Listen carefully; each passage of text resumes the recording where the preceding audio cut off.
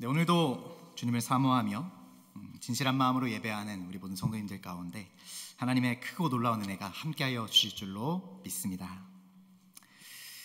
네, 오늘 우리 함께 본문의 말씀 가운데 사가랴라고 하는 사람을 보았습니다. 이 사가랴는 제사장이었죠. 이 사가랴 이야기를 보면요, 이제 5절 앞에 보시면 유대 왕 헤롯 때의 일이라고 말하며 이야기가 시작되어집니다. 여기에 이 헤롯은요, 헤롯 1세, 즉 헤롯 대왕을 말하는데요. 이 헤롯 대왕은요, 성격이 잔혹하기로 아주 유명했죠. 그의 통치 기간 중에 희생된 수많은 무고한 이들이 있었다라고 알려집니다. 게다가 이방 신상을 세우고 우상 숭배를 강요하기도 했던 왕이었습니다. 그래서 그의 통치 시대를요, 정치적으로나 또 종교적으로나 암흑기였다라고 말합니다. 사가랴는요, 그의 이야기는 이런 어두운 시대를 배경으로 합니다. 그런 때에 사가랴 같은 경건하고 진실한 제사장이 있었다라는 것을요, 성경의 이야기는 관심을 두고 있는 거죠. 하나님의 오묘한 섭리를 알려줍니다. 그 어두움에서부터 시작된 무언가를 사가랴 이야기에서부터 시작해 가려 하는 겁니다. 이 당시 전체 제사장들은 24반열로 나뉘었고요. 각 반열은 순서대로 1년에 2주간씩 2번 예루살렘 성전에서 봉사를 하도록 되어 있었습니다. 사가랴는 8번째 반열, 아비야 반열이었는데요. 지금 막 성전 제의를 수행하기 위하여 예루살렘에 와 있는 상태죠. 제사장들 중 분향하는 것, 이 제물 바치는 것은요, 그들 중에서도 제비를 뽑아서 하게 되어 있는데요. 이것이 그 당시로서는 최고의 영예로, 아주 큰 영광으로 여겨졌죠. 한 제사장에게 일생에 한 번 내지는 많아야 2번 정도 돌아가는 기회였습니다. 쉽게 말해서 가문의 자랑거리였다라는 거죠. 오늘 본문을 보니까요, 이 일을 지금 사가랴가 하고 있는 겁니다. 이 사가랴 이야기가요, 우리에게 의미가 있는 것은 그 안에서 우리는 하나님의 마음과 그 뜻을 발견할 수 있기 때문입니다. 오늘 이 3가지 키워드를 중심으로요, 이 이야기 안에 있는 하나님의 마음들을 나눠보고자 합니다. 오늘 본문 6절의 말씀을 우리 다시 한번 함께 읽어보겠습니다. 오늘 본문 누가복음 1장 6절의 말씀 우리 함께 읽겠습니다. 이 2사람이 하나님 앞에 의인이니 주의 모든 계명과 규례대로 흠이 없이 행하더라. 아멘. 오늘 본문은요, 아까 드렸던 사가랴와 또 그 아내 엘리사벳을 이렇게 평가하고 있는 겁니다. 하나님 앞에 의인이고 계명과 규례대로 흠이 없이 행했다. 이 성경은요, 사가랴에 대해 하나님 앞에 진실하게 행했다라는 것에 관심을 기울이며 기록합니다. 여기서 우리는요, 하나님의 마음을 엿보게 되죠. 바로 하나님이 우리에게 기대하시는 것이 이런 진실함이라는 겁니다. 사가랴의 이름의 뜻은요, 여호와께서 기억하신다라는 의미를 가집니다. 엘리사벳은 나의 하나님이 맹세하시다라는 뜻입니다. 이들은 하나님 앞에 의인이고 흠이 없었다라고 성경에서 분명히 이야기해 주죠. 신앙인으로서 참 부러운 평가라는 생각이 드는데요, 이 표현, 이 하나님 앞에 의인이라는 말은요, 이 당시 히브리 문학 표현 양식 중 유대인이 얻을 수 있는 최고의 칭찬이었고요, 최고의 영예이기도 했습니다. 이 말은 사가랴가 윤리적으로 완전하고 윤리적으로 의롭다라는 것보다는 하나님께서 인정하시는 경건한 삶을 살았고 또 순전한 믿음을 가지고 있었음을 말해주는 겁니다. 더군다나 이 계명과 규례대로 행했다라고 하는데요, 이 계명은 하나님의 명령, 곧 도덕적인 것을 말하고요, 규례는 하나님이 옳다고 인정하시는 의식적인 것을 말합니다. 이 2가지를 합쳐서 율법이라고 하는 거죠. 쉽게 말해서요, 하나님이 어떤 사람들을 평가하는데요, 이 사가랴와 엘리사벳에 대해서는 이렇게 말씀하시는 겁니다. 이 사람이 내 앞에 진실하다. 주님의 이런 평가 자체에서 우리는 그 주님의 바램을 확인하게 되는 겁니다. 진실함을 원하시는 주님의 마음, 이 마음이요, 성경 곳곳에서 나타납니다. 요한복음 4장 23절을 보면 아버지께서 참되게 예배하는 자, 곧 영과 진리로 예배하는 자들을 찾으신다라고 말씀하시죠. 흠이 없는 온전한 마음, 순전한 마음으로 사는 진실함을 하나님께서 기대하신다라는 말이죠. 영호 14장 21절에서도요. 나의 계명을 지키는 자라야 나를 사랑하는 자니 나를 사랑하는 자는 내 아버지께 사랑을 받을 것이요 나도 그를 사랑하여 그에게 나를 나타내리라 말씀합니다. 오늘 본문에 나오는 사가랴가요 딱 그랬습니다. 사가랴는요 주님을 정말 사랑하고 경외했기 때문에 주님의 계명과 규례를 흠이 없게 지켰던 하나님 앞에 의로웠던 진실한 사람이었죠. 하나님이 찾으시는 진실함, 그것은요 그 중심의 일을 말하는 것입니다. 시편 51편 6절 말씀에 이렇게 고백합니다. 우리 시편 51편 6절의 말씀을 화면을 보시고요 같이 한번 읽어보겠습니다. 함께 읽겠습니다. 보소서 주께서는 중심이 진실함을 원하시오니 내게 지혜를 은밀히 가르치시리이다. 아멘. 여기서 말하는 이 중심, 이 누하라고 하는데요 생각과 감정이 자리 잡는 곳을 의미합니다. 이 진실함, 원어로는 에메트라는 말인데요 이 마음에 거짓됨이 없는 내적인 순결을 말하죠. 하나님은요 형식이 아니라 누하, 그 우리의 중심에 있는 에메트를, 그 진실함을 원하신다라고 고백하는 겁니다. 이 시편 51편은요 다윗의 참회 시입니다. 다윗은 이처럼 인간의 깊은 내면에서부터 우러나와서 진정으로 하나님께 순종하는 그 삶을 원하고 있음을 고백합니다. 다윗은요 우리가 잘 알고 있듯이요 범죄하지요. 그러나 진실했습니다. 이것이요 다윗에게 있었던 가장 중요한 위대한 점입니다. 도리어 자신의 범죄를 통해서 부패한 인간의 죄악과 본성에 대해서 깨닫고요 도리어 자신의 그런 영혼의 고통을 호소하는 것이 다윗의 모습이었죠. 깨어진 하나님과의 관계 회복을 구하고 있는 겁니다. 다윗은 목동 시절이었을 때부터 가지고 있었던 그 겸손함과 무엇보다 하나님을 의지하는 그 진실한 믿음을요 평생 간직해왔던 사람입니다. 그랬던 그가 일순간의 유혹에 빠져서요 자신의 충직한 부하였던 우리아를 전장에서 죽게 하고 그 아내 밧세바를 취하는 범죄를 저지르게 되죠. 그런데요 그럼에도 불구하고 다윗은요 하나님을 떠나진 않았습니다. 자신의 죄를 부인하지도 않았고요 자신의 죄를 그대로 인정하고 사죄를 간구하며 처절하게 하나님께 나아가 자신의 진실함을 드러내지요. 더러워진 자신의 그 영혼이 구원받고 하나님과의 그 관계를 회복하는 길이 하나님 앞에 진실하게 서는 것뿐임을 다윗은 잘 알고 있었다라는 겁니다. 그래서 하나님을 떠나 진실과 정직을 버렸던 자신의 죄를요 아주 낱낱이 고백하죠. 그 중심에 하나님 없이 살았던 행위, 그래서 죄에 빠질 수밖에 없었던 그 사실을요 참회합니다. 죄를 사하여 주실 것과 죄로 말미암아 깨어졌던 하나님과의 관계를 회복하게 해달라 간절히 구하죠. 자신의 진실을 토로하며 이렇게 고백하는 겁니다. 시편 51편 10절 말씀이에요. 하나님이여 내 속에 정한 마음을 창조하시고 내 안에 정직한 영을 새롭게 하소서. 다윗은 이 정한 마음을 창조해 주시고 정직한 영을 새롭게 해달라고 기도합니다. 곧 진실함을 구하고 있는 겁니다. 그것으로 말미암아 다시 하나님께 나아갈 수 있기 때문이었죠. 여러분, 하나님은요 우리에게 기대하시는 바가 이것입니다. 우리에게 진실함을 기대하신다는 거죠. 하나님은요 우리의 그 진실함을요 귀하게 여기십니다. 성전에 두 사람이 기도하러 올라갑니다. 한 사람은 바리새인, 한 사람은 그 당시 죄인으로 여겨졌던 세리죠. 그런데 두 사람 중에요 하나님의 응답을 받은 사람이 누구였습니까? 진실함으로 기도했던, 고백했던 세리였습니다. 그의 기도가 무엇이었죠? 나는 죄인이로소이다. 나를 불쌍히 여기소서.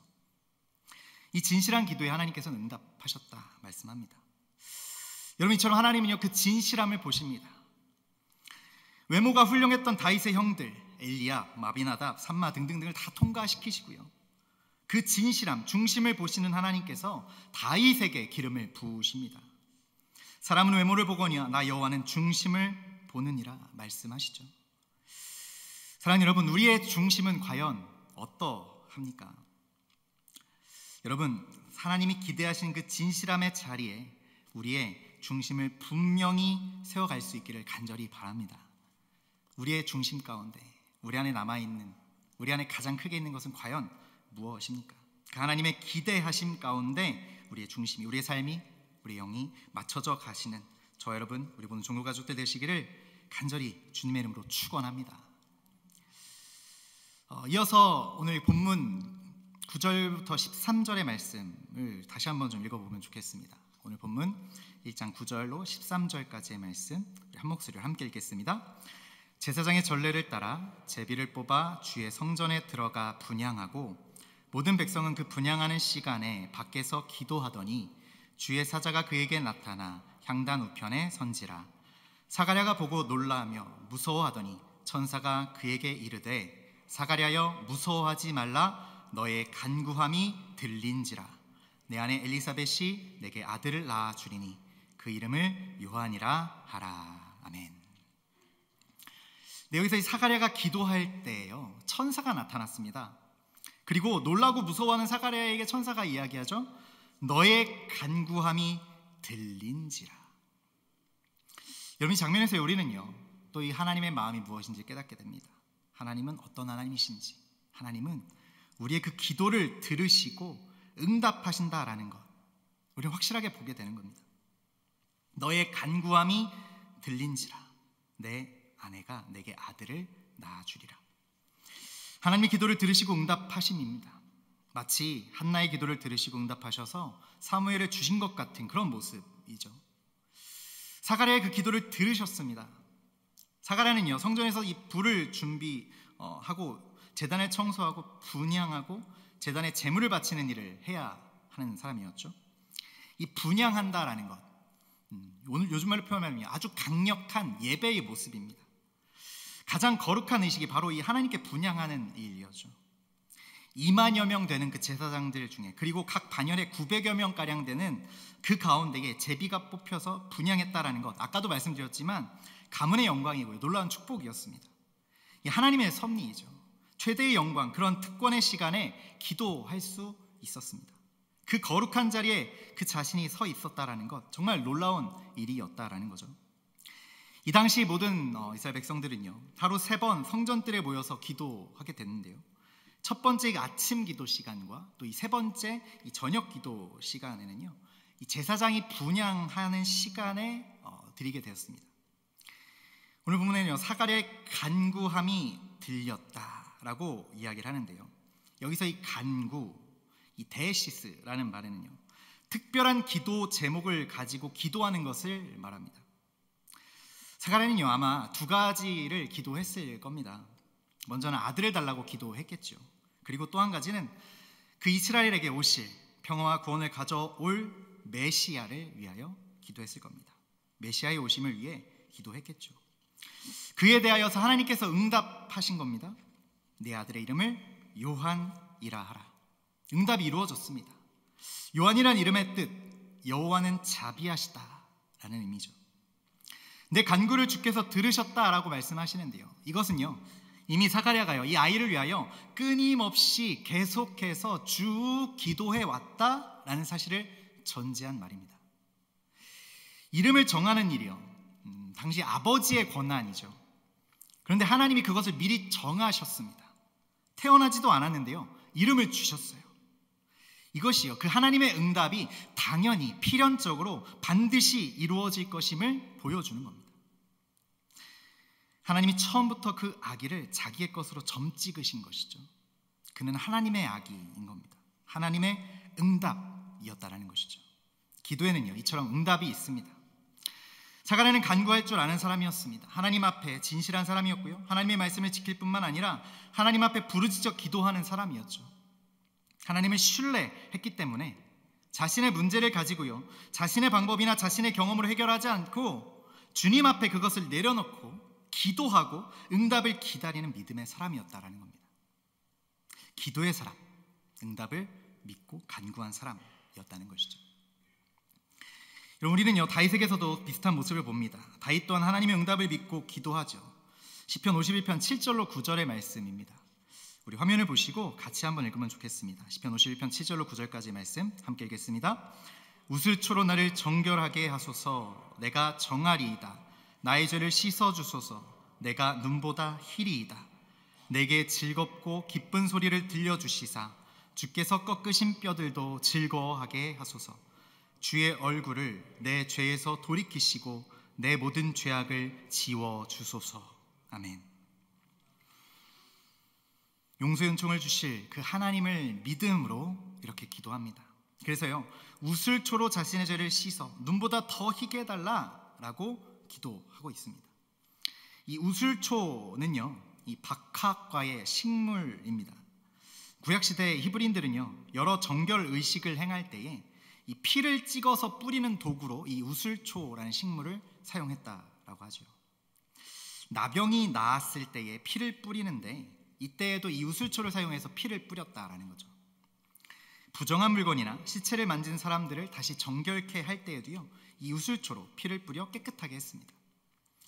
다윗은요, 자신의 죄가 몸을 썩어 들어가게 하고 자신의 생명을 갉아먹어가는 그런 문둥병처럼 자신의 영혼을 부패하게 하는 그 무서운 것임을 알기에 하나님께 우슬초로 정결케 해달라 기도하고 있는 겁니다. 또 다윗은 죄를 용서한다라고 하는 그 하나님의 음성, 곧 즐겁고 기쁜 소리를 듣게 해달라 간절히 구하고 있죠. 죄로 인해 하나님과의 관계가 단절되어서 지금은 기쁨도 평화도 없는 그런 처절한 상태인데, 이제 다시 그 하나님과의 관계를 회복함으로 인한 그 기쁨을 회복해달라고 간절히 구하고 있는 겁니다. 나의 죄를 지워주소서. 우리가 읽은 개역 성경은요, 지워달라라는 말로 나오지만요, 이 개역 한글 예전 성경을 보면 도말하소서라고 말합니다. 이 도말이라는 말, 원어로 보면 문지르다라는 뜻인데요, 마치 지우개로 글씨를 지우는 것 같은 그런 상황을 의미합니다. 죄에 대한 그 모든 기록을 삭제하는 겁니다. 하나님은 지우개로 지워주시는 분이시기 때문에, 그래서 다윗은 다시 진실함, 그 에메트의 존재로 내 속에 정한 마음을 창조하시고 내 안에 정직한 영을 새롭게 하소서 이어서 기도할 수 있었던 것이죠. 진실함을 기대하시는 하나님께 그 진실함을 유지하기 위해서 주의 영을 내게 거두지 마옵소서 기도하는 것이 이 다윗의 모습이었습니다. 아마 주의 영이 사울에게서 떠났다라는 것을 알고 있었기 때문에 다윗은 자신에게 그 주의 영이 떠나지 않기를 소원했던 것으로 보이죠. 그 기도를요, 하나님께서요 응답하십니다. 사랑하는 여러분, 우리가 하나님에 대해서 이런 분명한 믿음을 가지고 나아갈 수 있으면 좋겠습니다. 우리 하나님은요 기도 응답하시는 하나님이십니다. 그렇기 때문에 우리는요 기도해야 합니다. 기도함으로 응답하시는 그 하나님을 올 한 해 우리가 마음껏 경험하고 누려 가실 수 있기를, 그렇게 이 한 해가 기도함으로 온전히 그 응답을 마음껏 체험하시는 그런 시간들 되어지시기를 간절히 주님의 이름으로 축복합니다. 마지막으로 이 사가랴 이야기에서요, 하나님은 우리를 기다림의 자리에 있게 하시는 것을 보게 됩니다. 말씀드렸지만 사가랴는 의로웠습니다. 진실했죠. 그런데요, 그런 그에게도요 문제가 있는 겁니다. 사가랴와 엘리사벳 의로웠지만 자녀가 없습니다. 당시 자녀는요 하나님의 상급이고 또 기업으로 여기는 전통이 있었습니다. 여인이 아이를 낳지 못한다라는 건요 당시 대단한 수치였고요, 심지어 하나님의 은혜에서 제외된 죄인 취급되어지는 일이었죠. 심지어 당시 합법적인 이혼 사유이기도 했습니다. 이롭고 경건한 자들인데요, 그런데 그들에게도요 이해하기 어려운 문제가 있었다라는 겁니다. 사가랴는 하나님 앞에 의인입니다. 말씀을 준행했습니다. 하나님께 또한 간구했습니다.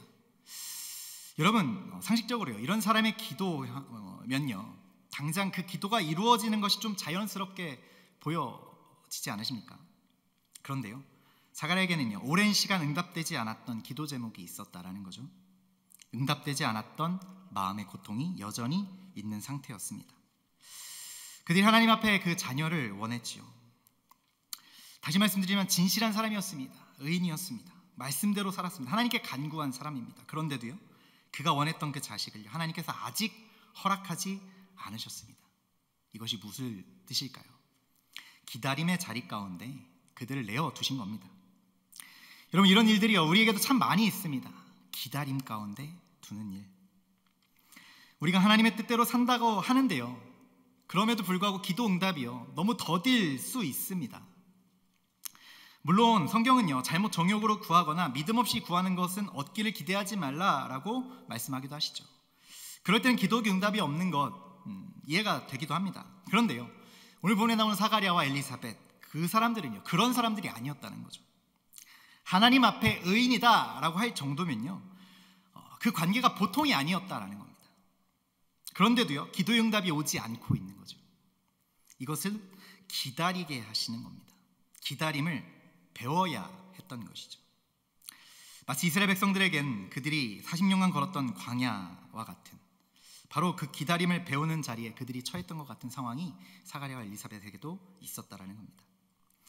여러분, 우리가 잘 아는 이 사울 왕이요, 그 기다림 가운데 탈락했습니다. 넘어져 버렸죠. 사울 왕 블레셋과의 전투를 앞두고요, 마음이 급해졌습니다. 많이 급했습니다. 전쟁을 앞서서 번제를 드려야 하는데요, 약속된 시간이 되도록 제사장 사무엘이 오지 않는 겁니다. 더 이상 머뭇거려서는요, 기껏 모아놨던 군대들이 하나하나 흩어져 버리게 생기니까요, 그래서 도저히 전투를 치를 수 없을 것 같으니 급한 마음에 사울이요, 자신이 그냥 번제를 드려버리죠. 그때 마침 사무엘이 도착했고요, 거기서 왕이 망령되이 행했다라는 책망을 듣습니다. 결국 이 일로 인해서요, 하나님이 정하신 왕의 자리에서 패해지게 되죠. 초조한 사울, 제사장만 해야 하는 제사를요, 자기가 드렸습니다. 무슨 뜻입니까? 기다리지 못했다라는 겁니다. 기다림의 그 관문을, 그 자리를 지키지 못했습니다. 통과하지 못했습니다. 기다리다가 넘어진 거죠. 이 사울의 입장도요, 이해가 갑니다. 왜요? 내외로 압력을 받았을 겁니다. 사무엘이 오지 않아 기다리는데 자꾸 백성들이 흩어지는 겁니다. 기껏 군사로 모아놨는데 하나하나 흩어지는 게 눈에 보이는 거예요. 내적으로 압력을 받을 수밖에 없었겠죠. 또 눈앞에 보이는 블레셋 대군이요, 믹마스에 계속 모이고 있으니까요, 외적으로도 압력이 계속 마음 가운데 부담으로 다가오는 겁니다. 그러나 그는 그냥 왕이 아니었다라는 것이 현실이었죠. 그는요, 하나님이 세우신 왕이었습니다. 그냥 왕이 아니었다라는 겁니다. 그는요, 하나님을 바라보고 기다려야만 했습니다. 그런데요, 그 압력에 굴복하는 겁니다. 부담감에 넘어져 버렸습니다. 하나님을 의지하지 않고요, 나의 방법, 나의 경험, 세상적인 방법, 이전에 하던 대로 그대로 행하려 했다라는 거죠. 여기서 사울이요, 부득이 제가 제사를 드렸습니다 라고 사무엘에게 변명을 해보는데요, 하나님의 계획에 대한 이해가 없으면 이 부득이한 것이 좀 이해가 되어질 수도 있습니다. 어쩔 수 없는 것처럼 보이기도 하죠. 우리가 그 입장에 있었어도요, 대부분 저 역시도요, 이 사울 왕처럼 하지 않았을까라는 생각이 들기도 합니다. 그런데요, 사무엘이 사울에게 말하죠. 왕이 망령되이 행하였도다. 기다림에 실패했다라는 겁니다. 이처럼요, 기다림의 자리는요, 결코 쉽지가 않습니다. 매우 어렵죠. 그 수준이 높으면 높을수록요, 이 내적인 외적인 압력이요, 더 굉장합니다. 다윗이 17세 왕이 될 것이라고 기름 부음 받았는데요, 즉시 왕이 된 것이 아니었습니다. 13년의 기다림이 있었죠. 죽이려는 사람들을 피해 도망 다녀야 했고요, 숨어 다니는 광야와 아들람 굴이 그의 기다림의 자리였습니다. 기회가 와서요, 2번이나 사울을 죽일 수 있었는데요, 그러나 다윗은 그럼에도 그냥 기다렸습니다. 기다림의 자리는요, 하나님이 보여주시는 그 방법을 기다리는 것입니다. 내 힘으로, 내 방법으로가 아니라 하나님의 때에 하나님의 방법으로 하시길 기다린 것.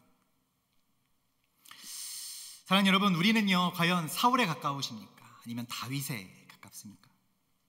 여러분, 누가 되고 싶으십니까? 누구를 닮고 싶으십니까?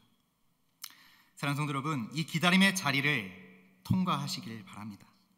주님은 우리의 때를 넘어서 마지막 그 주님의 때에 반드시 응답하십니다. 성경의 열매, 그 오래 참음으로 이 기다림의 자리를 통과하실 수 있기를 바랍니다. 믿음의 눈으로 하나님의 뜻을 이해하고 거기서 그 성령님을 의지하며 오래 참고 기다리는 것입니다. 여러분, 그러면 이 주님은요, 왜 우리를 기다리게 하시는 것일까? 바로요, 우리의 생각을 뛰어넘어서 최고의 것, 최상의 것, 가장 필요한 것을 주시기 위함이죠.